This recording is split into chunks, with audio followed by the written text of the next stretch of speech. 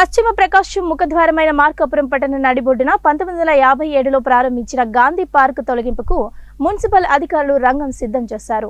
ఇప్పటికే పార్కు చుట్టూ ఉన్న అక్రమాలను తొలగించిన అధికారులు పార్కును తొలగించేందుకు ఏర్పాటు చేస్తున్నారు.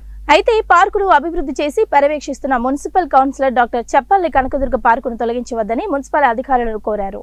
అవసరమైన మేర స్థలాన్ని తీసుకుని మిగతాది పార్కుకు ఇచ్చినట్లయితే మళ్లీ అభివృద్ధి చేస్తానని చెప్పారు. అయితే అధికారులు మాత్రం పార్కు తొలగింపుకు కార్యక్రమాన్ని ప్రారంభించారు. దాదాపు ఇప్పుడు 96లో ఓపెనింగ్ అయింది. అప్పటి నుంచి మెయింటైన్ చేస్తూ ఉన్నాము.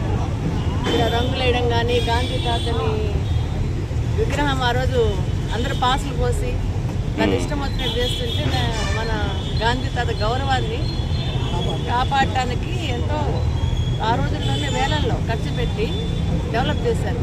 మైస్ ద్వారా మైస్ మార్కాపురం సొసైటీ ఈరోజు తర్వాత 14 ఇయర్స్ నుంచి దాదాపు మళ్ళీ రీఎన్యూమరేషన్ చేయించి మన వైవి సుబ్బారెడ్డి అన్న ఎంపీ నిధులతో ఆ రోజు మళ్ళీ రీకన్స్ట్రక్షన్ చేయించి మళ్ళీ ఓపెనింగ్ చేయించారు.